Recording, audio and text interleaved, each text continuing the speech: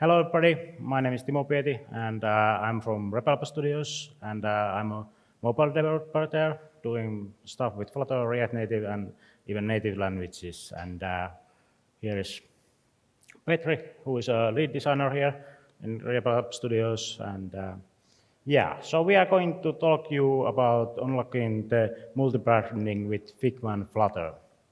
And first we would like to have a few words about our company, like Repelpa Studios. So we have been business for 16 years, but as a Repelpa Studio, it's a subsidiary of CodeMate, and we have been doing 6 years for Flutter now. And a little bit our agenda. Or do you want to say anything? Yeah. Yep. So first we are going to talk about a little about multi-branding. Then we are going to talk about how to use design tokens in what are the design tokens and how you use them. A little bit about Figma, and then there's like how to transform the design tokens to code, and also how to use them in the your Flutter applications, and a little bit also about the like collaboration between designer and coder, and also the next steps. But first, we should talk a little about what is the design token. I guess. Should we first ask about the audience? How many here are there any designers here? Okay, 1, 2, 3. Okay, few, and obviously maybe 95% of the rest are coders. That's I kind of assumed at this point.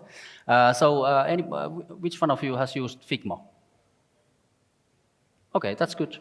Almost everybody. And which one of you has stumbled into tokens, like on your projects? 1, 2, 3, 4, 5. Quite many. Okay, that's good. Yeah. And yeah. All right.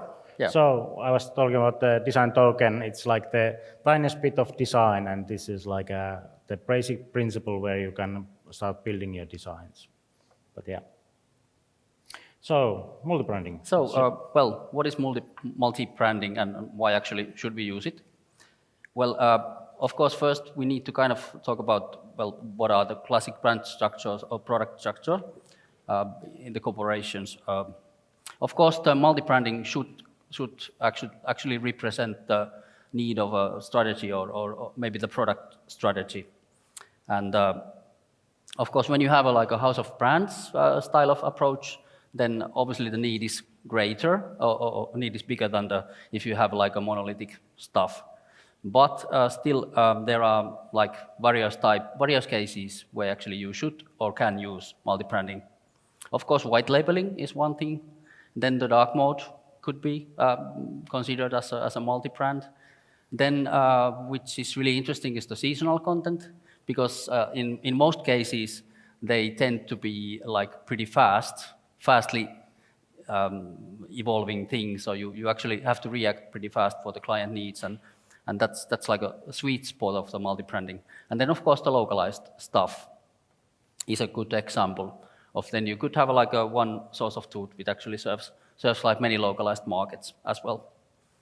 And then of course the different platforms are like a really good multi-branding usage. And if you think of the design system in the corporation, well, of course, it's based on the libraries, and there, on this example, we have on the bottom, we have like an independent product line, which is like a distinctly different, and then on the top we have like two different product lines, which actually are a combination of the primitives and the core components. And also, considering design systems, it's worth mentioning that it's not just about the assets. It's even more about the processes and guidelines, and actually that people can use the system as it's supposed to be used. And whenever you are working in a bigger corporation, it's good to think that it's always quite a big effort to build a design system. And to build a tokenized one, it's even bigger. And it's not just about those resources or libraries. It's about the documentation and about the ways of collaborate together. And then, of course, you have to have some sort of like a roadmap where you are going with the things, some sort of focus. I mean, like a business goal, which is tied to a design stuff. And then, of course, you need some like a company-wide contribution and also management, how to execute the things. And which is a really super good thing, because Timo and me are so old gubbes, old guys. It's actually, and I've been working in the industry for 25 years, close, and it's like a super interesting that this is maybe the first time that I'm actually like super sparked up with this design stuff, because the tokens are kind of combining the tech people and the design people together, and also they are kind of at the same time combining the functions, different functions of the companies together, which will create like a shared understanding and like really good discussions, and that's like a super nice. And with the theme design, it's of course like a decision between consistency and constraints. It means that more detailed is the design system, it will lead into more constraints. And also, it's good thing to think that more complex components you are creating, they will most likely be more easily broken or getting meddled. Yeah, and you can hear quite a lot, like if you use one code base, you can save time. Well, yeah, but you have to make it correctly, and it can take a lot more time. And sometimes it's easier to have a different, separate, applications. But still, it's like if you plan to do this themed application, it's a constraint that you have to understand, and or the trade-offs. Like it's always about the trade-offs. You have to think about them, what are the trade-offs you want and what not. Yep. Because there are no like golden line when you are going with the multi-branding, where you get everything from what you want. Yeah, and I'm kind of a lazy ass designer, so with some small cases, I must admit that I do the design system pretty like roughly, and really actually it's kind of bad sometimes, and then always I kind of regret at some point of the project. It's because it always kind of maybe 9 times out of the 10 it kind of pays off to the design system initially like really good and spend more effort on that, because everything is easier after that. Yeah. But it's just me. You can do it a lot better. So a little bit about the tokens. On the middle of our this kind of like a research project, of course the Figma launched the big new version. And it kind of gave us some new approaches or new ways to kind of think about this thing. And but luckily, say hello to the Adobe. The implementation of the tokens, like they are done on Figma right now, is actually pretty shitty. So there is like nothing to be kind of. But it's evolving all the time. So yeah, it will hopefully evolve, and hopefully Adobe will actually do them better in the next version, at least the usability of those. But all the parameters that we actually can control right now with the tokens, or the parameters that can be tokenized, are basically here. And maybe as a coder perspective, I think maybe the white spacing or the paddings are kind of the hardest part in a sense, because they are maybe the hardest, which actually require more like a visual keen eye. Yeah, I guess. Am I correct? Padding is easy to like tokenize, but when you have to use them, it's like a little bit harder. But when you get to the semantic tokens, we can talk about that more. Yeah. And also you can control all the assets. Different assets can be controlled with tokens, and also maybe in the future these will also hopefully get more intelligent. How do you handle them? And then basically you can control the whole brand experience itself. And our system, which we have been using here, is based on this, as you might know, this Bradford atomic design system. And it's a one way of seeing this thing. But of course, you have to consider which one is the best one for your company and your kind of strategy or product lines. And the key thing in this all, and considering the shared understanding of things, is the naming and how do you build the naming conventions. And we've gone through different options, and in the end we kind of ended up with this CTI, which is category type item way of approach. But also sometimes good way could be to use the item first or kind of swap the item and category. Yeah, and you can mix them, and it depends about your like application or organization, how large your application and what you need to do. But with those three, you can do quite easily, at least in the beginning. Also, the one thing, if the project could also be here like a product number or some sort of other identifier. Also, one nice thing could be that the domain could be like position on the flows or the flow structure of the Figma chart. That's also one thing to kind of make it easy to. You just type like a 4-number code with the search from the Figma, and then it kind of instantly takes you to the right screen, which would be quite convenient also. And that is something that Jens over there had in his own talk. Yeah, that was actually super good. Two of those Jenses, there are like a... Yeah. But yeah. Yeah, there are a lot of Jenses here. Yeah. That's good. And there are just some like concrete examples. And this is also from this same source, which is linked on the left side. But there you can basically see that there are different variants or different variations. And one thing is good to say that actually this system can easily become quite of a mess. So you just kind of try to keep these variants as minimal as possible, but still kind of get understood which item is which and which parameter is which. Yeah. And considering tokens, as most of you know, there are some sort of like a base or core tokens, which serve as a foundation for the whole system. And normally they should be kind of referenced with the semantic tokens. And the semantic tokens are maybe the more like descriptive ones that actually tell about the purpose. And they are based on that naming, but basically the core tokens can be even with more abstract names, or the naming is not so necessary or not so crucial there. And here, this screen capture is from the Token Studio. And here we can see that on the left side there are these token sets. And it's kind of good, at least when the project is a little bit bigger, it's kind of good way to break down those into like tiny sets. Because you can then like use those sets individually. Whatever like parameters you need, then you can push those and just not care about the rest. And also themes, inside themes you can create those subsets, which is also convenient.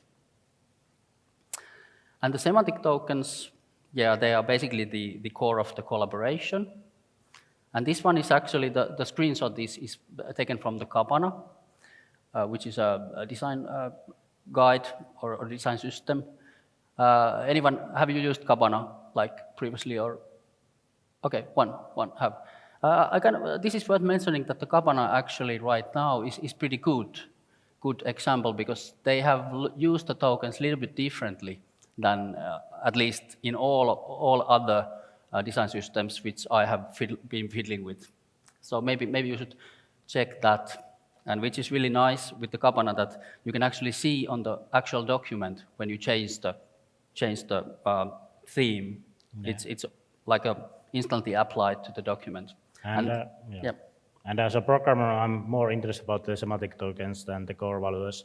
And if the designer has made it job nicely, then it's like I have a really nice set of semantic tokens. But yeah, it but depends. If he's lazy like me, then it's like shit. But yeah.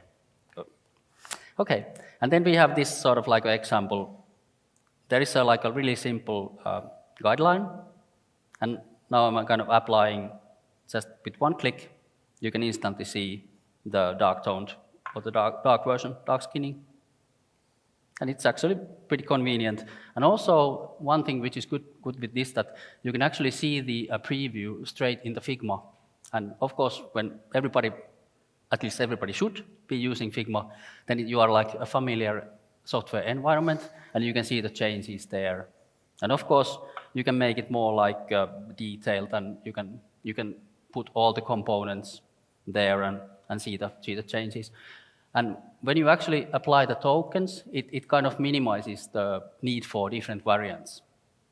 Of course, there are like more sophisticated variants in the latest Figma release, but kind of this is actually, I think this is super cool that you can like instantly change. Or you can actually instantly change, if you put maybe something like corner radius on the core token, you can instantly change like corner radiuses throughout every piece of software you have, which is actually super powerful, to my opinion. And then I'm just going really quickly through like a little bit Figma tips. And if you are not a designer, then you can surprise your fellow colleague just by knowing a little bit more than they know, perhaps, or perhaps not.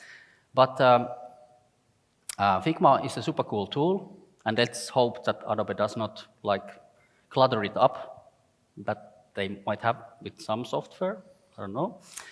And yeah, when you might be in the situation that for some reason you have to build like a design system for some of your clients, and maybe the designer could be sick, or something could have happened, and you can actually start doing it by yourself really easily.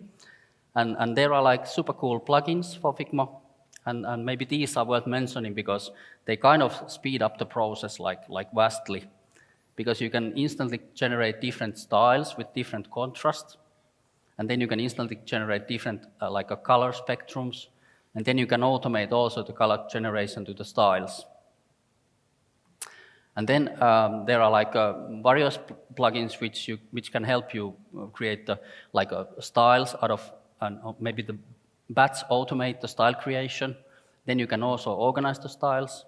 And then actually the last one is like a tiny plugin, but it's super handy because Figma is, when you create a new component, it generates the component there, straight there where you are. But with this tiny plugin, you can actually automate that the actual main component is generated to the certain spot, and then you get the instance where you are.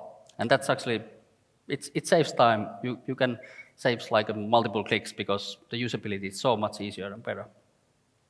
And then, of course, organizing and sorting, there are super cool and super fast things. You can select multiple layers, and then you can also like batch rename layers. I think everyone who has been using Figma has been like clicking the layer and then typing new name and clicking again and typing, and it's so like waste of time. If you are lazy like me, you should definitely automate things. And the one thing, when you have like a bigger corporation design system, it easily gets like a total mess, because you can have like hundreds and hundreds of variants of different items. Even if you just like generate different, maybe 3 styles of buttons, like primary and secondary buttons, that could lead into like 150 different like elements. But the simple sort is like a super cool way of easily organizing them. It tidies the layouts and does like really some cool stuff, and you can group them and or like reorder them, and that's nice. And then I think that all the coders are loving the documentation. That's maybe the best part of your work, I think. Is it? If it's done like you can find stuff there, like what we need. Yeah, but it's surprising that the designers also hate the documentation. I think might normally like as much. But there are like there are also others, but these are maybe the 3 most convenient tools, how to automatically generate the documentation. And it's good to mention that Figma tokens actually, or the Token Studio, has also like super smooth documentation option, that you can automatically generate the documentation tokens and values out of the Token Studio and place them straight to the visual guidelines, which is quite handy. And then one thing which I kind of had it to add, even though it's a little bit off from the topic, but our company is also done a lot of stuff to promote accessibility. And then these free tools are worth mentioning, like whenever you want to build your products, or sometimes when your designer is not just checking those things, you can kind of double check that, hey, is this contrast enough?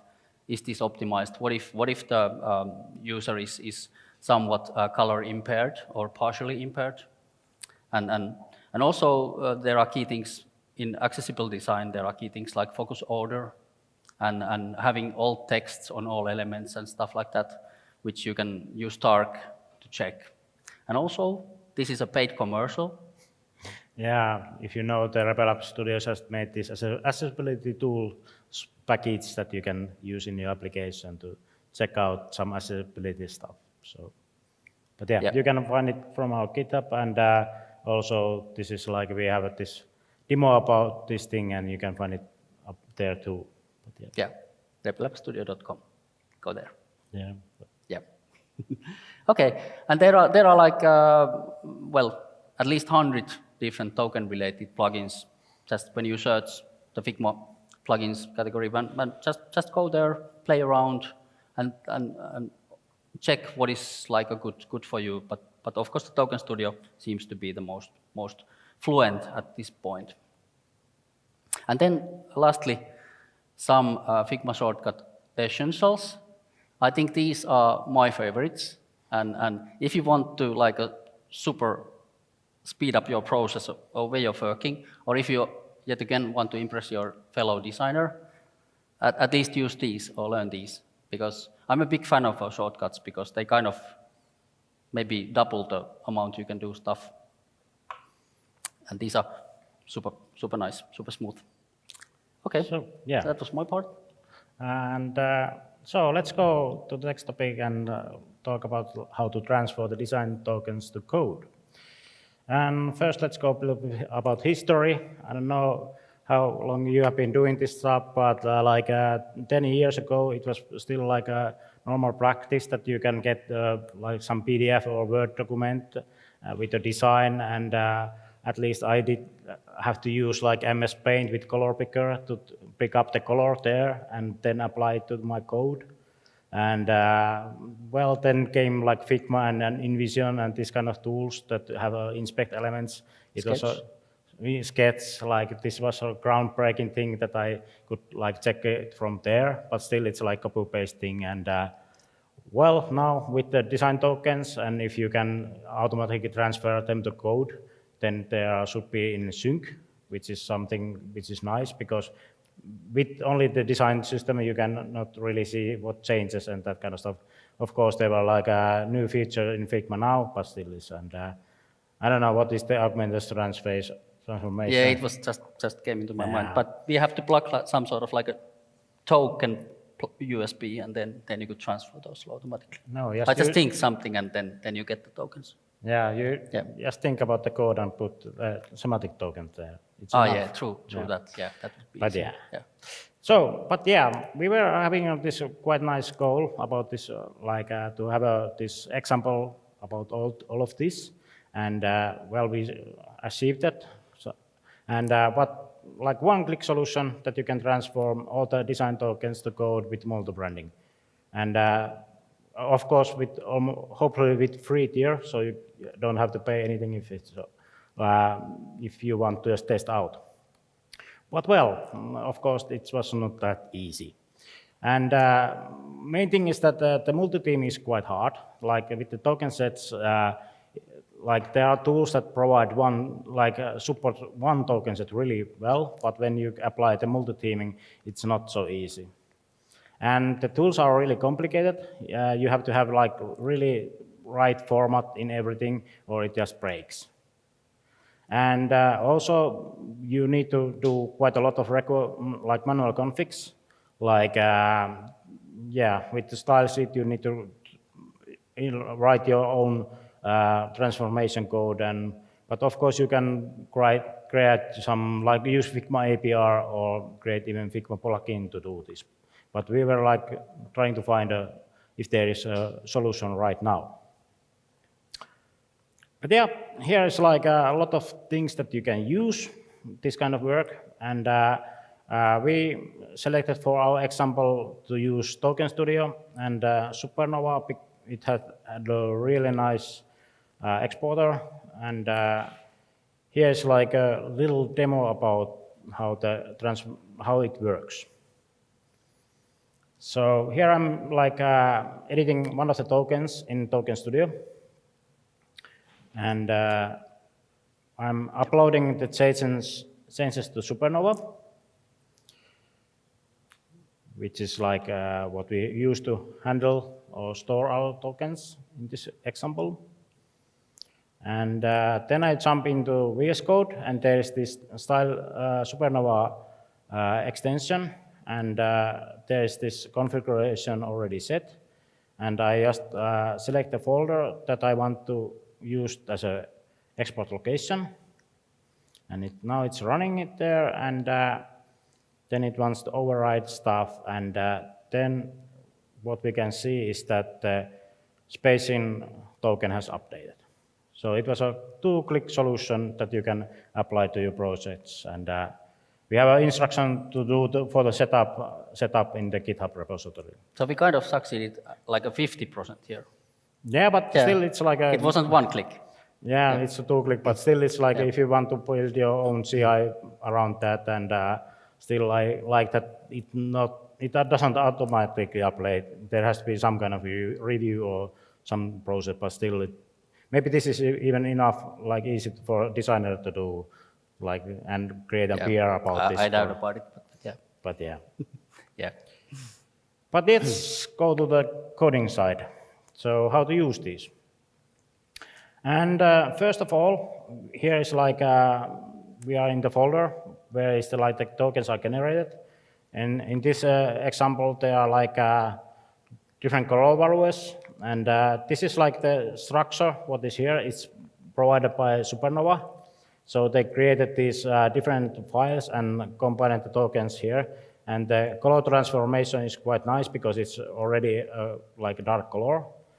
And well, this is like the single source of truth. This is the only thing that should change when you are doing multi-branding.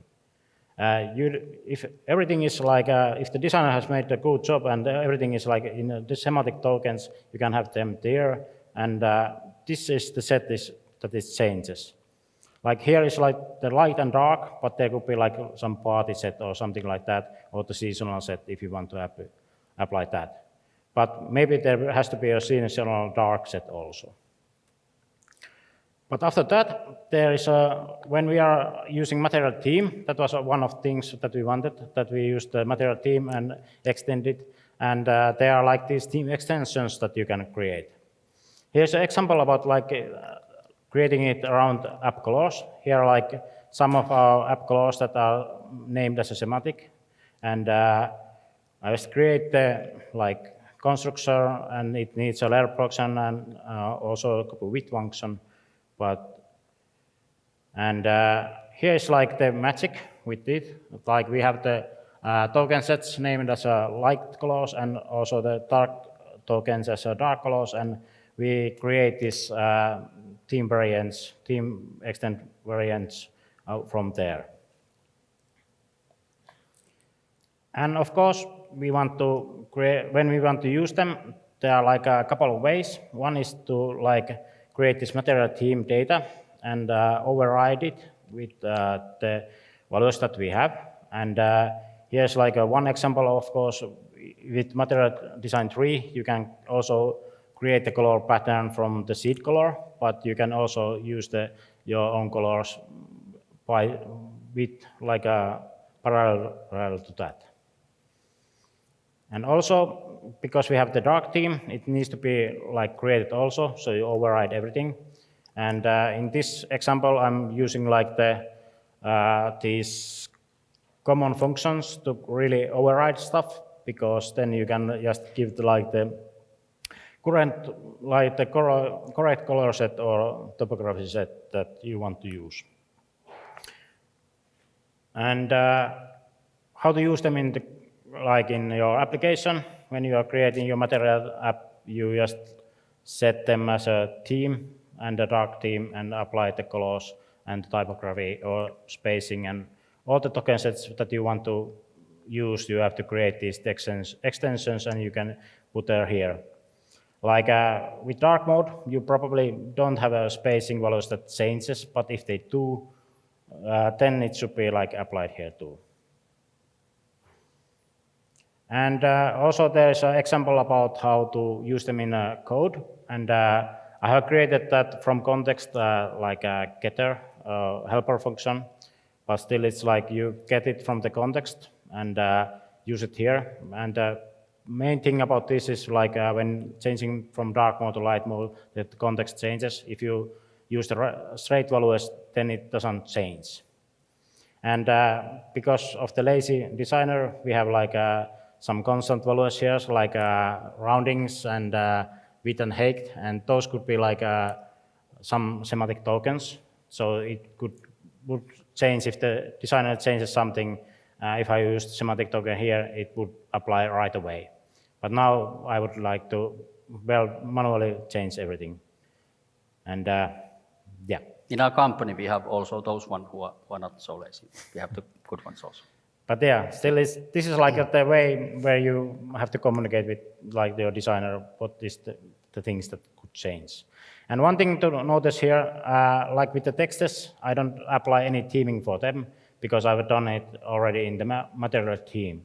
So I just put some text and it should have the right theming. So I don't need to multiply or copy paste the theming things between components. Also, don't forget about testing widgets, and you have to create, this is like an extension for widget tester, where you apply these theme values to use also. And one of the biggest things that I, as a developer, want to see is like the inspection tools. Like with Figma, I use the developer mode and see all the different kind of values. If there are semantic tokens there, it's nice. And also with Token Studio, it has its own inspection tools. And good thing is like there's only the names, and those are what I'm interested about only when I'm using tokens. I don't want to see any hard values. I just want to see what token I have to use and apply that, and it should work. And Token Studio also allows quite nicely like a multi-selection actions that you can select multiple functions and change them at the same time or detach them or relink. But yeah, so on the right there is a little example about how the application works. Now that we have a light theme and dark theme, like when you set the different theme, it just changes right away, because we are using them throughout the context.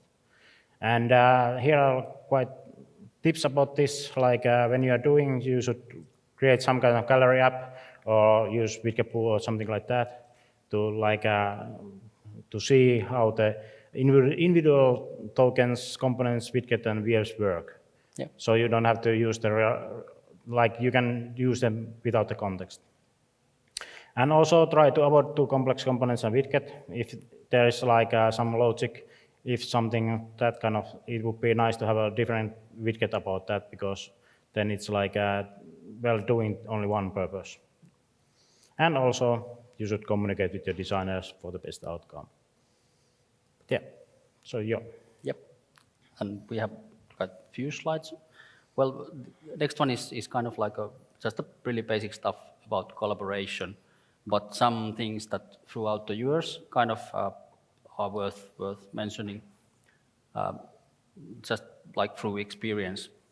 And first one is that when your company is kind of implementing design system or implementing even tokenized design system, it's kind of pays off to build some sort of like a consistent feedback channels or feedback formats or methods, and as well as some sort of like repetitive ways of going through things together, which will then later on create culture, which will kind of emphasize the communication in generic way. And of course, this is like a classic one. Don't work in a silo. talk and engage people and involve those like a real like useful people who actually are working with the products, are using it like daily basis, or some sort of like a key stakeholders. And then like in all like software development, it's good to use semantic versioning when you are kind of launching new design system. And then whenever it's like a major release, of course you should kind of, like with also the software, you should communicate it and maybe budget it, because when you kind of do some major overhaul for the design system, it's probably not going right for the first time, and then you kind of have to do some tweaks and make some minor versions to fix some things that are broken. And then a good thing about with some plugins, you can actually track the system usage and which version who are using and how much, and maybe which elements are mostly used throughout the corporation with different softwares, and which maybe are not, like, never used. Then it kind of pays off not to develop them. And yeah, and maybe this thing that you should always, like, you can actually, it's with all communication that you cannot kind of over communicate. You just talk and explain and yeah, and sometimes people are kind of then start to understand, and the shared knowledge is kind of generated. And of course, last, there is our Helsinki team. You should never forget to celebrate the success. Always when there is a chance, have fun and keep the spirit up. And then I think this is copied from somewhere, but it's all about the people, and design systems are built for people to be used and designed by people. So I've done like maybe 100 different corporation brandings throughout my entire life, and normally the procedure is so that the designer does the branding, and then it's printed into some sort of really fancy glossy PDF, then it puts to the CEO's shelf, and then actually nobody opens it after that anymore. But because it's all digital and it's all about collaboration, it's damn good that actually the brands and the design guidelines are kind of more accessible. Yeah. And what next? So yeah, here a little material that you could look, and especially that GitHub project, you can find it. And there is like the example code, what we represent here in the show. Also there are instructions how you can set up your own like system and try it out, and hopefully this is something that you could use in your own projects. But yeah, I guess this is next slide. And yeah, and yeah, thanks also for Mary. He was like helping a lot when we are like investigating this stuff, and yeah, she was super helpful. Yeah, and the time is like changing fast, and there are like a lot of like major changes in the world around us, and luckily the design tokens are a super positive thing, and I hope that they kind of, in the end, when we all start using them, they might in the end pay off and kind of help us to understand each other better, and like designers and coders, and then maybe improve the collaboration. And even I have learned, well, I started to using tokens. I've been coding like maybe 25 years ago something, but then I realized that now I'm a little bit understanding coding again, because I see it all the time. So it's actually bringing us closer together. But yeah, I guess that's all, and yeah, thanks, and this was that's about it.